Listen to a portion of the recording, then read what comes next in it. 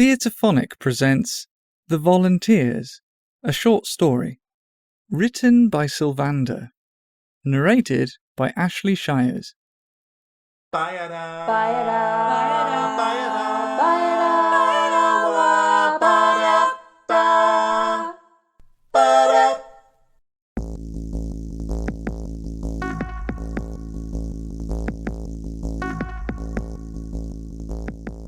An unnatural roar from the sky announced the new arrivals, and Zithis felt the corners of her mouth twitch in distress. The elders of the village exchanged glances as they gathered around the main entrance to the burrows, muttering the tales of the angels, visitors from far beyond the stars. Stories to frighten the little ones.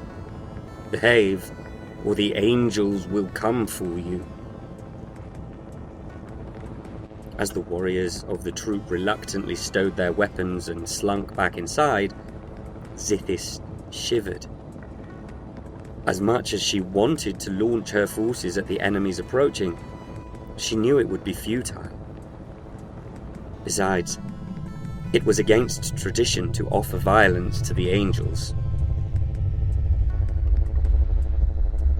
Zithis watched the flowers and fruits left at the ancient landing site withering under the heat from the inexplicably flying bogs. Then the angels themselves were dismounting, chattering in their strange tongue as they viewed the offerings that had charred and burned by their arrival. Perhaps this will be enough to appease them, Curthis wondered. But Zithis shook her head. Look, they're ignoring them. They seem angry. And indeed, the angels were baring their teeth, lips curling up at the corners, pointing at the offerings and barking in their alien language as they made their way towards the entrances to the burrow. Tucking her terrified mate behind her, Zithis raised her head as the angels approached, clearing her throat in the traditional greeting to appease hostile enemies. The angels brought out a small grey stone which suddenly flashed into life and began producing recognizable, yet bizarre words.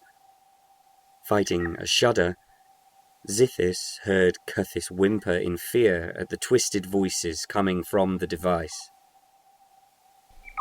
Greetings from the United Protectorate of Earth.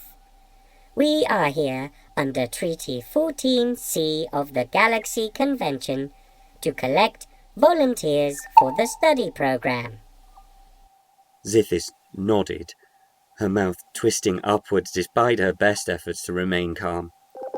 Behind her, she could hear the frantic clapping of those whose loved ones had been chosen as volunteers in the birth lottery, their palms slapping together in distress, keening sounds ripping from their terrified throats.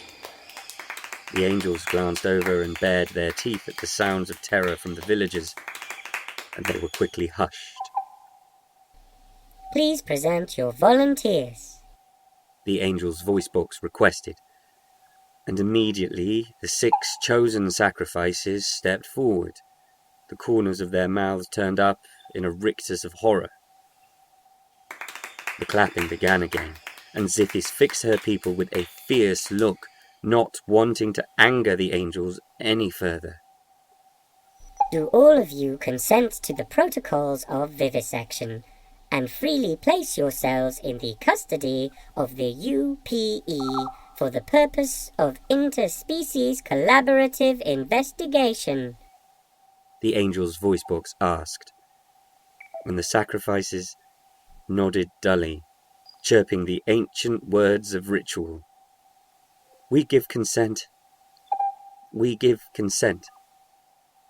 The angels bared their teeth again, dropping a bag containing inedible discs into Zithis's hands. The usual payment, the voice box intoned, and Zithis tucked it into her robe. It would be added to the memorial, a stark warning that the legends were real, and that the angels would one day return to claim more of their people. Zithis could do nothing more than watch as the angels departed, leading their captives away towards the box. The families left behind, clapping and howling their grief, leaping up and down as their loved ones were taken away. She knew they would never return, and all that was left to be done was enter their names on the contract held in its protective casing in the funeral chamber, the deepest part of the burrow.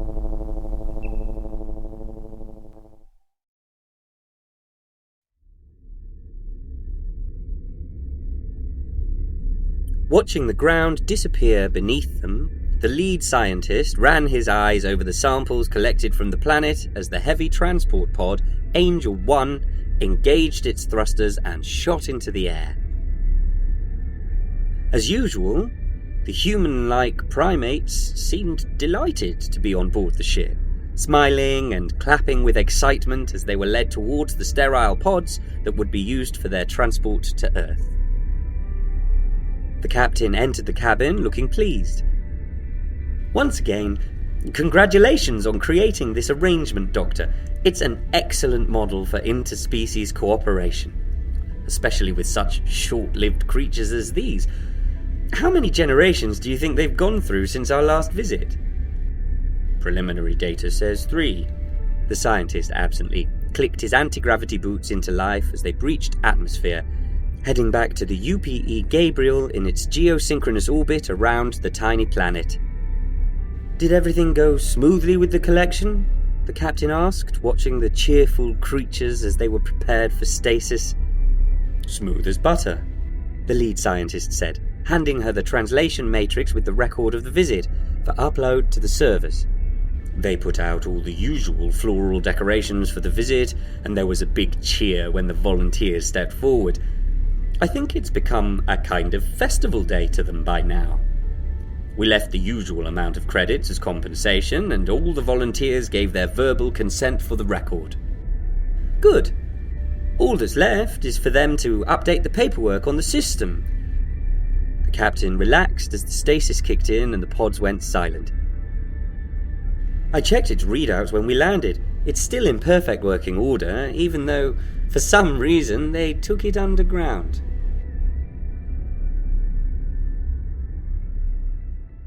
Bum, bum. If you are enjoying Theatrephonic, come join us in the green room by becoming a patron. Just £2 a month will get you ad-free episodes. £5 a month and you will also have blooper reels, after-show question and answer sessions, the occasional bonus episode and exclusive Theatrephonic merch. Our £10 top tier also gives you the opportunity to attend a live play recording, as well as a chance to name a character in an episode. Head along to theatrephonic.com/Patreon for more information. Bum, bum.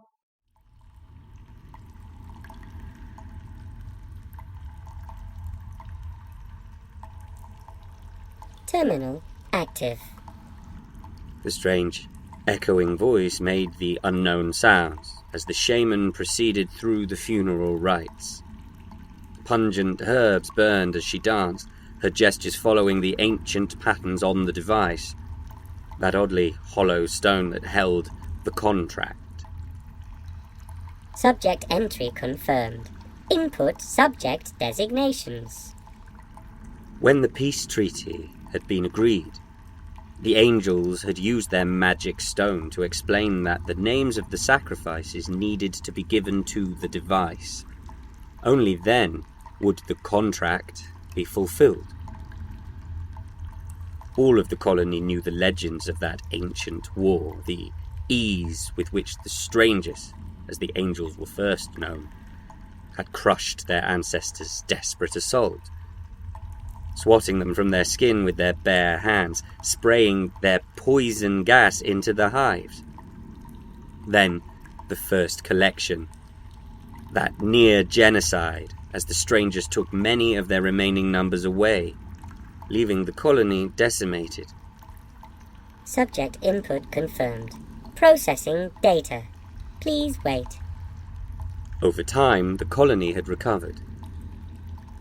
When the strangers returned, 20 generations later, the colony kept their distance. The second collection was brutal, but without the needless deaths from a frontal assault.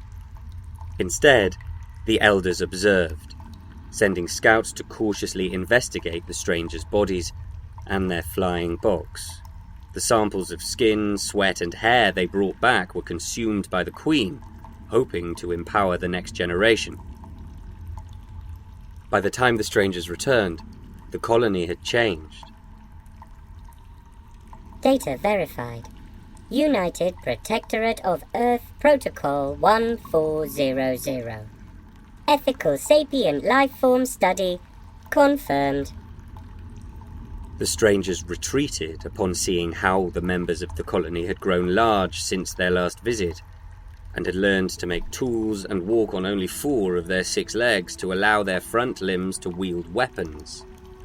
Setting up a camp near their flying box, the strangers produced magic stones that hummed along with the buzzing language of the colony. Eventually, the stones were able to change the strangers' words, allowing them to introduce themselves with odd phrases and many gestures back to their flying box. They said their box was called Angel 1, and so the colony named the strangers Angels. Final verification in process. Please wait. The Angels wanted to continue collections. The colony remembered the past, the near genocide following their desperate war. They saw the gleam of divine weapons and the fire that spat from the flying box as it landed.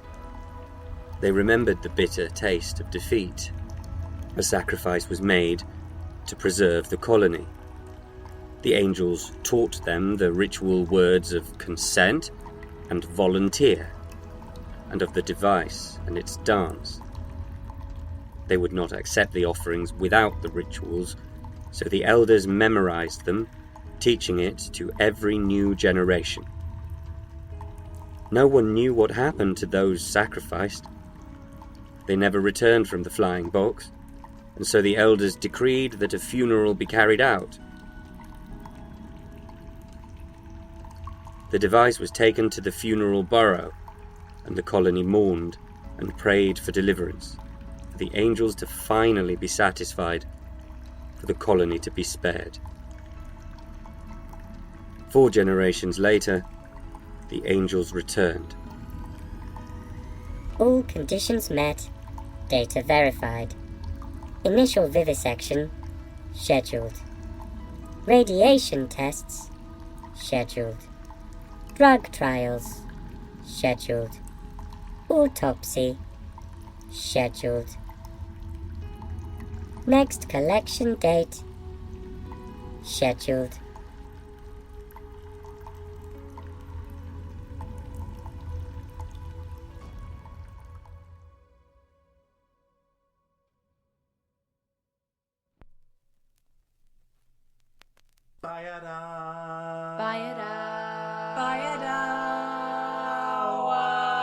You have been listening to The Volunteers, written by Silvandar, directed by Emmeline Braefield, narrated by Ashley Shiers, produced by Cat on a Piano Productions. For a full list of the music used in the episode, please see the show notes. The Theatrephonic theme tune was composed by Jackson Pentland, performed by Jackson Pentland, Mollie Fyfe-Taylor, and Emmeline Braefield. For more information about the Theatrephonic podcast, go to theatrephonic.com, tweet or Instagram us at Theatrephonic, or visit our Facebook page. If you enjoy Theatrephonic and would like to get more content, please consider becoming a patron by going to patreon.com/Theatrephonic. Please don't forget to rate and review.